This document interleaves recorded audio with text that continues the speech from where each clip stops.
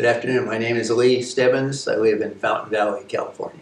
I was born in Fulton, California, fifth generation Orange County, born in 1945. My grandparents had a ranch or a farm. We had oranges and some truck farming.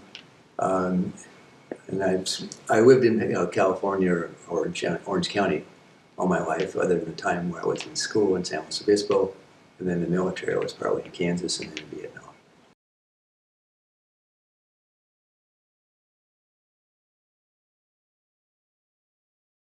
Yeah, it was Orange County because it had oranges. There were trees all over the place. There was farming.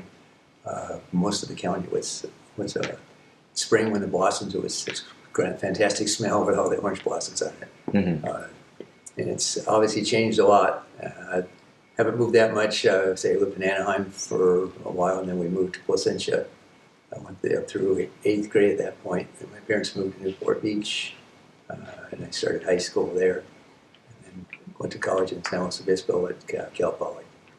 And came back to basically the Orange County area, and been here the rest of my life.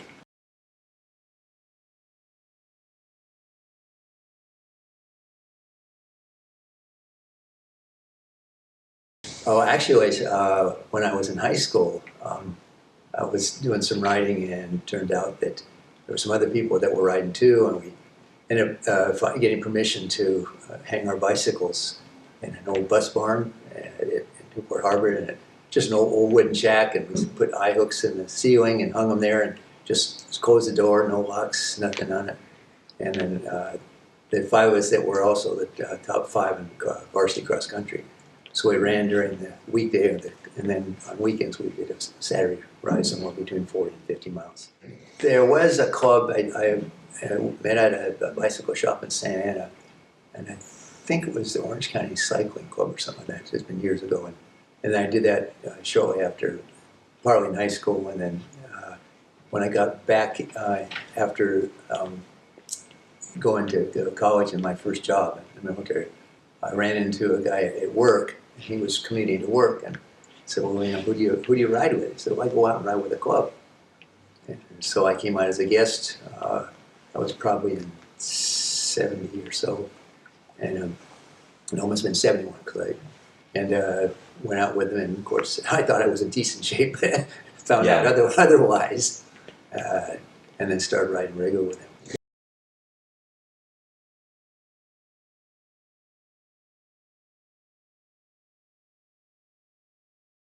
I said that the guy that I worked with, he rode with him, and then it just came out. I rode as a guest, and I liked what they were doing, and the rides they had, and so I rode as a guest for a while, and then in 1972, I actually joined as an official member, and I paid the dues and got the roster and on the mailing list, and became official, and I stayed riding with him ever since.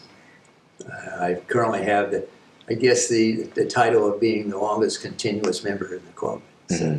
So last year I had celebrated my 50th anniversary with the Orange County Wheelmen.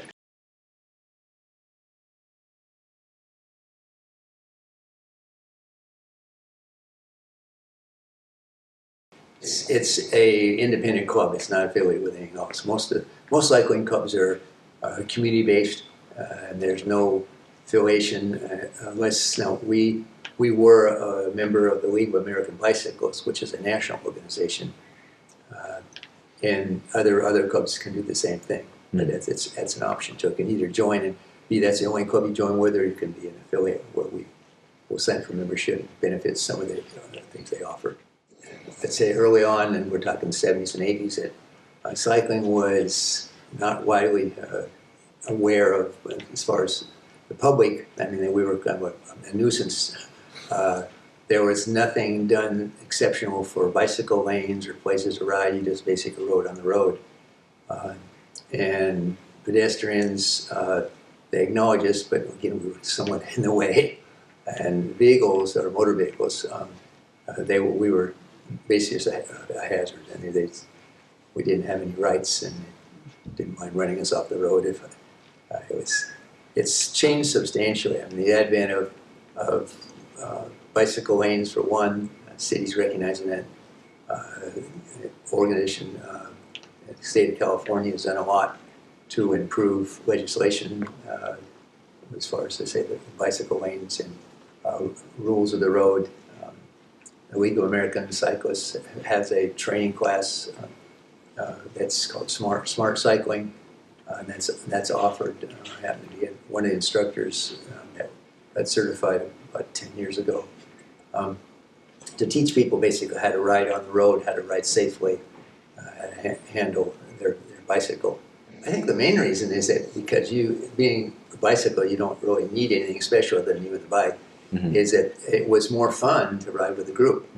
And in fact, is that we even joke right now whether when the club ride or smaller subgroups of that people say, well, why do you ride? I said, well, because it's fun. The exercise portion of it's kind of a second thought, but most of we're riding, whether we do hill climbing or ride something difficult like up to Big Bear or Onyx Summit, that it's a form of being outdoors. And Southern California is ideal for it because we probably have 350 days of it so that we can ride it. We don't get a lot of rain, and even then you can ride in the rain if you want to. And I've ridden many times in the rain where don't start out that way, but a storm comes in and you get caught in it. But I think it's just another type of socialization.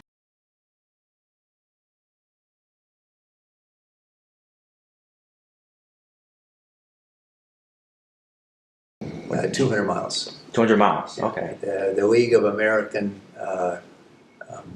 Bicyclists, and then along with the LA Wheelmen, they had what they called the Grand Tour. And I believe it still exists. I haven't ridden it in years. But they had a 200, 300, or 400 mile in a 24-hour period. And you could sign up and take your choice of what you want. I've done that several times, but only the 200. I wasn't ready for it. And that typically, we'd roll out about 5:30 in the morning and get in, depending on how fast you rode, I would get in somewhere between 7 and 8. Yeah, it was a big loop. You start and finish at the same place. In fact, all club rides are that way, except some of our special events where you ride a loop. So you start out and you'll ride out to, and they'll generally have on that one, they have rest stops or checkpoints about every 25 miles. And you can pick up water or fruit or something like that. And then at the 100-mile mark, generally people will stop and have lunch, rest for anywhere from 30 minutes to an hour if they want to, and then take off for the second half. If you're doing the triple or the quad, then basically there's very little resting.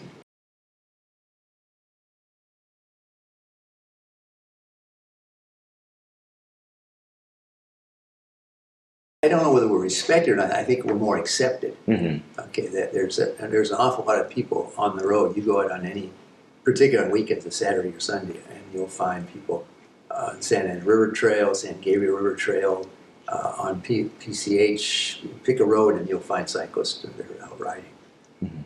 I don't have any idea how many at this point. I know our club right now currently has about 220 members. When things were really popular, we were up almost to 500 members.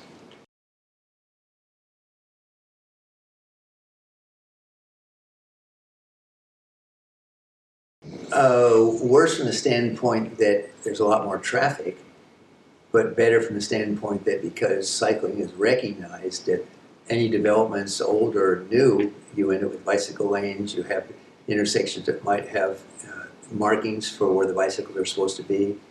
Legislation, the vehicle code is acknowledges cycling with a special section saying what we can and can't do.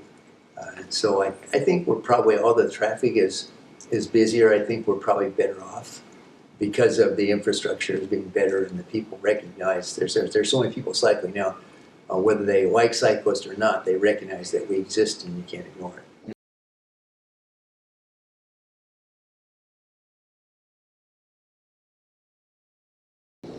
Don't give up. We're talking about your riding distances and say, well, I've done a double, I do centuries. Is that you don't start out going out and ride a century. It's just like everything, you learn how to walk before you run. What's a century? Is that 100 miles? 100 miles. Well, it's here 100 miles. If we talk about a metric century, it's 62 and a half. Okay. So, but because we're in the U.S., everything's in miles. So a century is 100. A double would be 200. And a quad would be 400. But yeah, it's something that, like anything, you start out slow.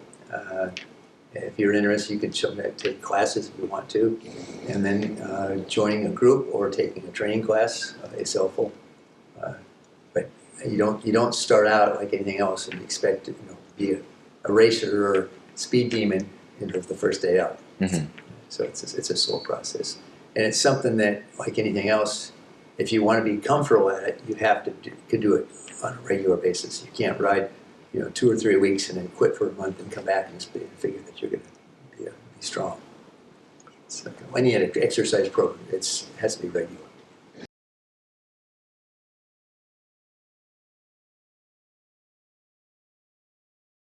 I've commuted for probably 30-some years, different jobs. The longest commute now is 31 miles to Torrance. But when I was commuting to Paramount area, I'd be on PCH. And I remember I was coming back in the afternoon, and one of the things that we emphasize is that you drive your bicycle as a car, and all the rules of the road pertain. And so this particular interstate came up, and there was a right-hand turn lane. There was 2 through lanes, and I moved over and was in the through lane, and the light was red, and I'd stopped, and this lady pulled up alongside of me, pulls her window down, and says, "You can't be out there. You're dumb as dirt." And I was laughing so hard I didn't know what to say back to her. By that time, the light changed, and she made a right-hand turn. But I just cracked up because it was so funny. She wasn't aggressive on it, but she says, "You can't be out there. You're as dumb as dirt." Mm-hmm. I was laughing. It's still funny when we talk about it. But I have been hit twice by a vehicle. Mm. Once I was it was our lunch ride in Torrance, got hit by a car. Not sure, there were 4 of us riding, and I was the lead. And I looked back at my mirror, and I remember seeing the other 4 of the riders. They were a couple hundred feet behind me, and noticed there were some cars pretty close to him. And when the road opened up, he went flying by, and they couldn't tell whether he misjudged or whether he intentionally, but his mirror hit me, and I went down. Mm. All I remember is waking up in the hospital talking to policemen about questions of what happened on the accident. I had no recollection of the accident at all. Mm-hmm. But a lot of people say, "Well, why are you still riding?" I said, I say I've been riding regular since 1972. And I figured that after 50-some years, if I've only been hit once, and then 2 years later I got hit again, in Orange County, again an accident, that accidents happen. I mean, there is that possibility, I guess, that you could get seriously injured. But I think the benefits of having fun and staying in shape outweigh those. So I keep riding.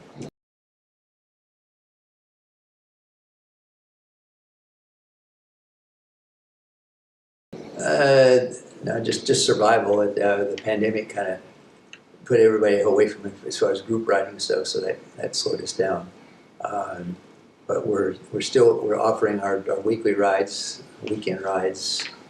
This next weekend we have our metric century. We changed from the longer rides to the metric century, and do that 4 times a year. We have a fall, spring, winter, and summer type metric. And then just find somebody you want to ride with, or just come out and join us. It's a friendly group. We welcome guests.